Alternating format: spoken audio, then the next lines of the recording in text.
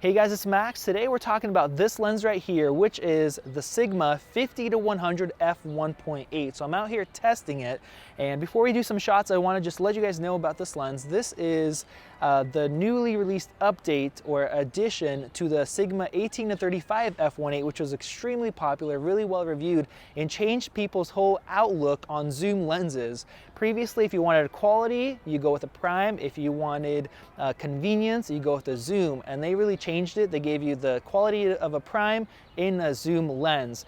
So this beast right here is the first lens to truly give you like a 70-200 equivalent, not exactly there, but give you the image quality and the portrait, the ability to take really great portraits with a crop sensor body. So if you wanted to use that lens, it's made for full frame, but if you have a crop sensor body, there's really nothing out there that could compare. So now with this lens, you have a really good zoom range and you have a great portrait range, which will give you a really shallow depth of field. Before I get into more details on this Sigma lens, I want to say that we're going to be comparing it to the Zeiss 55. Now, of course, they're different lenses. One's a prime, one's a zoom. They're similar price. This is a full frame lens, but this is one of the best, one of the sharpest lenses for the Sony system. So I want to see how well this zoom lens will match up to this prime, which is one of the best primes that are available.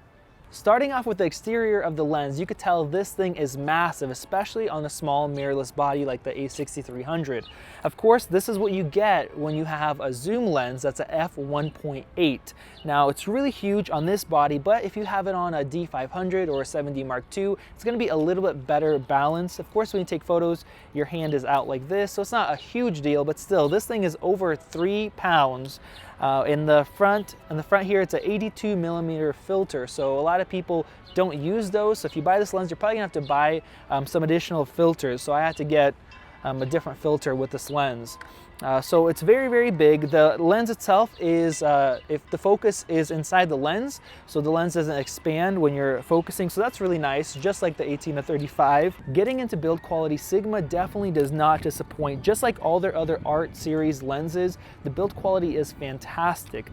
This lens is internally zooming and internally focusing, so you're not gonna get any zoom creep with a heavy big lens like this. Just overall, the build quality is great. I really like the rubber that are on the rings.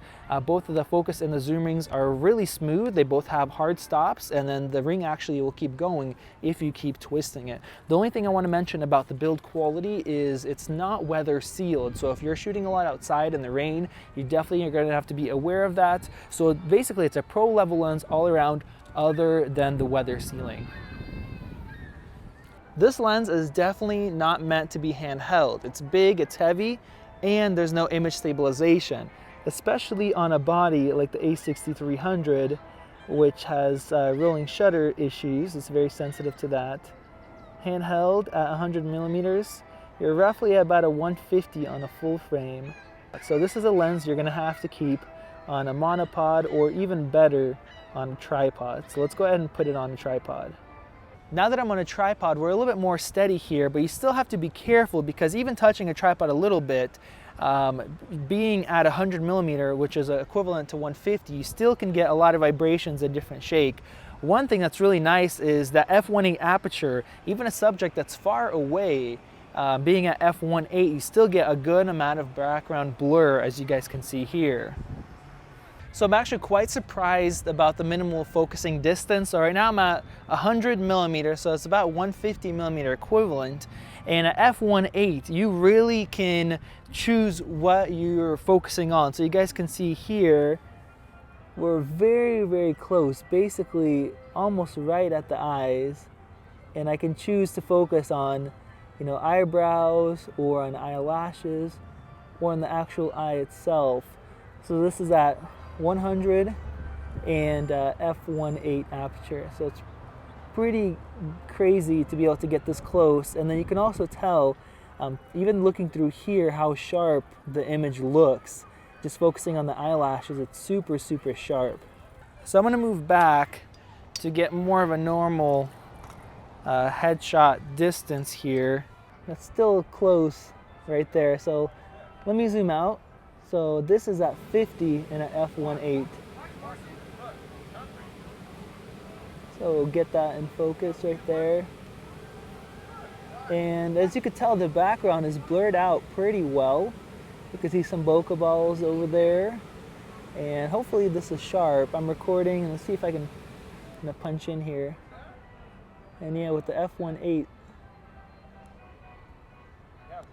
the face is in focus, so you can see in the video, the background's only about 4 or 5 feet range, and it's really blurred out. And this is at 50. And then of course, I'm gonna move back out of frame. You probably won't be able to see me now. But I'll kind of replicate that shot. And this is gonna be at 100. So there's the difference for you at 100 millimeters. The background is really creamy, really blurred out. We have those bokeh balls. I don't have them right in the center of the frame, but even closer, the closest ones to the center look pretty round, and then of course it changes shapes towards the edge of the shot there. One thing about this lens is that it's quite a bit of focus breathing. So this rock's about 15 feet away from me, but you could still tell that when I'm rack focusing here, there's definitely some difference in the focal length. So if I was closer to the actual rock itself, there would be even more of a difference.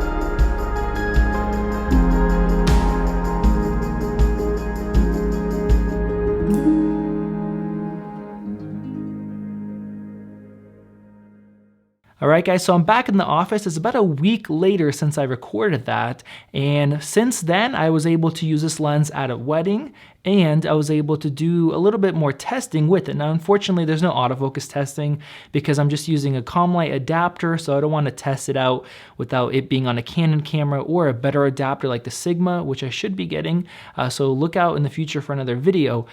But I'm definitely happy with this lens. Now I know it's going to be a really sharp lens. It's a Sigma art lens, and Sigma has not disappointed on any of their art line lenses. They've all really surprised people, but I still, like I mentioned, I still wanted to test it to another really sharp native Sony lens since I'm using this on a Sony body. So I tested it to the 50-100mm. Yes, this is a full frame lens, but it's one of Sony's sharpest lenses. It's a prime lens. So comparing that to the Sigma, a zoom lens f1.8, and so I just set it to about the same focal length, and this is not a scientific test or anything like that, just straight door that has grain, and I was really surprised with the results. So like you guys are seeing here, throughout the whole range, the Sigma was actually sharper than that Sony 55-1.8 prime lens, both in the center and in the corners. Like I said, this is not scientific or any lab type of test, but I did the test consistently. I made sure the focus was proper on the lenses, and this was tested using a cheap adapter on a body. And like some people have pointed out, like Tony Northrup, you actually lose a little bit of performance on some of the lenses when you're using an adapter, for example, like a Canon lens on a Sony body. So I was really surprised that it was sharper than this basically $1,000 Sony prime lens. So the performance is fantastic. What are their downsides? Well, one, there's no optical image stabilization. I think the future is going to be in-body image stabilization. Sony is putting them into their cameras. Panasonic is starting to do it.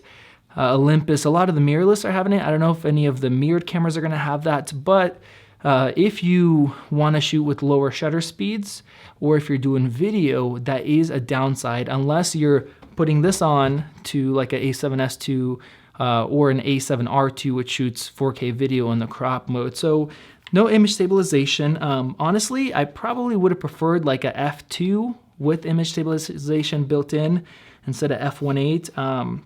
So if you're a video shooter and you're not putting this on the A7R2, using the crop mode with the in-body image stabilization, you're going to need something like a monopod or a tripod. And the weight is another downside. This is obviously going to be a heavy lens. It's 3.3 pounds, which it's not a big deal if you're ready for it and you're used to using big lenses like 70 to 200s.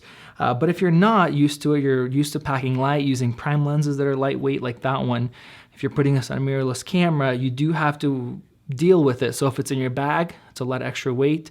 If you're hand holding it, taking photos, you know, it's a lot of weight. So keep that in mind. If you like portability, then that's just something to think about. But overall, like I said, there's really nothing else like this in the market. It's super sharp. And after I did my own testing, I just went online to see what other reviewers are saying. And people are blown away with the sharpness of this lens. It's fantastic. Great build quality. Just, there's really not much to complain about. It's $1,099 right now. And I think it's going to stay at that price. Honestly, I was surprised it was $1,100. I thought they could probably sell it for $1,500.